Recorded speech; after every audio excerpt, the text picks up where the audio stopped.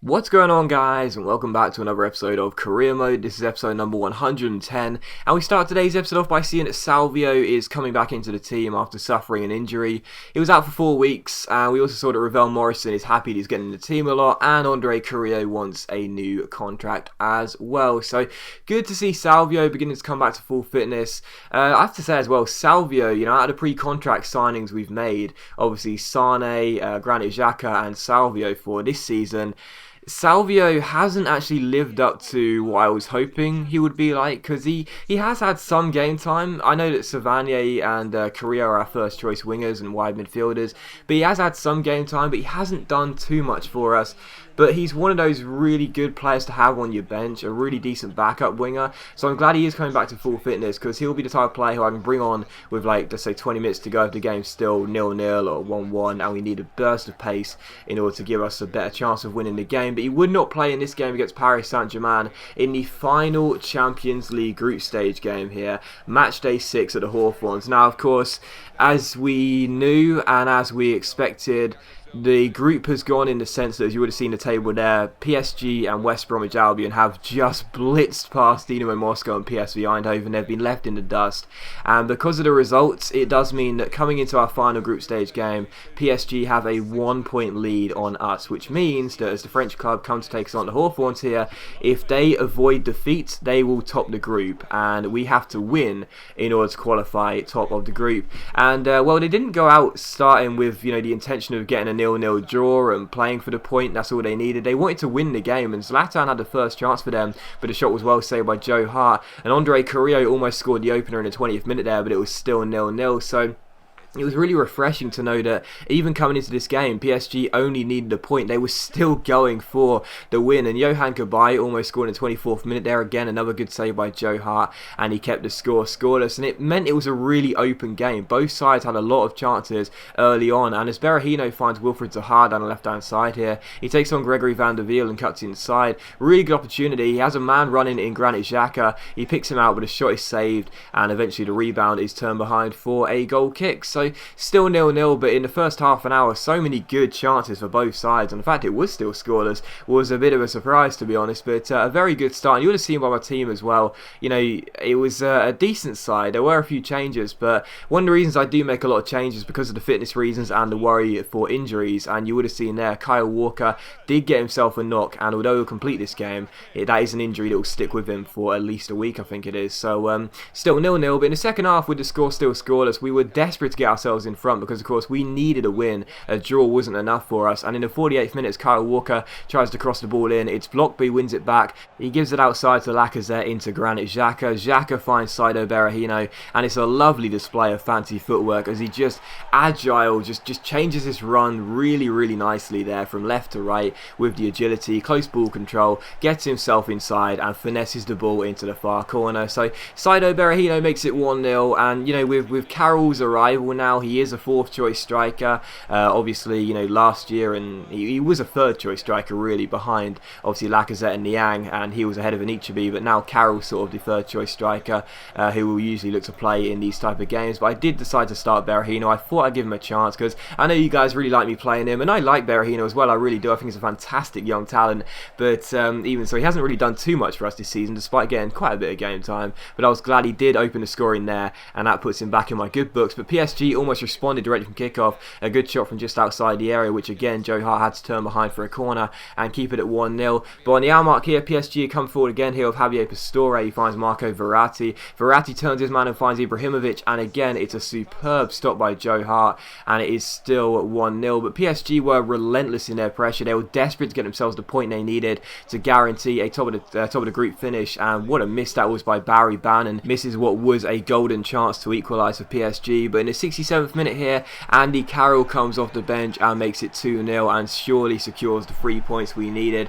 Good cross into the box from the corner, and as you can see him coming for Lacazette there in the bottom right, he just rises and just leaps and heads it in. He's such a powerful player, Carroll. He's like an upgraded version of Anichebe for us. He really is. He already is a super sub, and he just scores so many goals. So 2-0, but in the 77th minute here, Aaron Creswell should have made it 3 and wrapped up the points for good, but his shot went wide, and out for a goal kick. But in the 80th minute here, PSG are on the ball again with Javier Pastore finding Eden Hazard. He crosses the ball in, and it's a header by Van der Wiel, which goes just wide of the post there and behind. So a great chance for PSG. But in the 86th minute, they still need to score 2 goals. Otherwise, they would be finishing in second place, and we will claim the top spot in the group. And as Berahino takes on David Luiz here, he goes one-on-one with the guy, beats the Brazilian all ends up, stops the ball, shoots and scores, and makes it 3-0, and proceeds to do the chicken dance. So West Brom 3, Paris Saint-Germain 0. 2 goals for Berahino.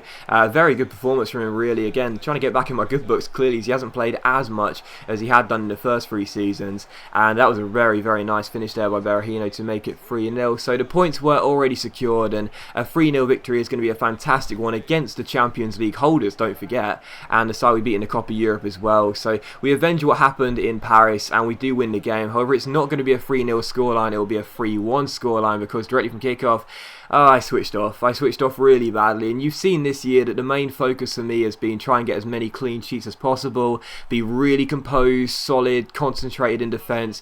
Oh my goodness, what on earth was I doing with Mauricio there? You can see him, I'm running towards the halfway line with my centre-back, so stupid.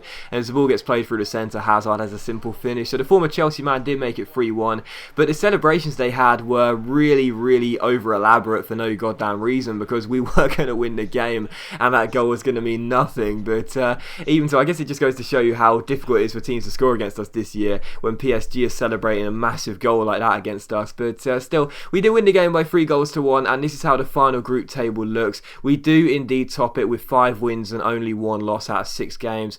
Only 3 goals conceded as well in 6 games, and 15 points accumulated. So we top the group. PSG finish in second, and PSV Eindhoven will go into the Europa League. So it's exactly what we thought it would be. I just wasn't sure whether we'd top it or PSG would. So it's crazy how that worked out, you know. I mean, I've shut up about it now. I've been talking about it every single time I mentioned the group, but it's crazy how that's worked out exactly how I planned it. Like, the career mode is so varied, you know, anything can happen in career mode. Yeah, it's crazy how that literally was exactly how we all foresaw it. But still, we did see there that Kyle Walker's going to be out for 5 days. That's a bit of a shame. So we had missed this game against Swansea, so Carl Jenkinson would fill in at right back.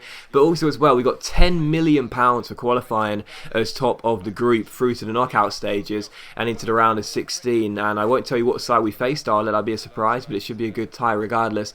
But yeah, that's a lot of money, isn't it? You know, we haven't had too much money here after spending so much money in the summer transfer window.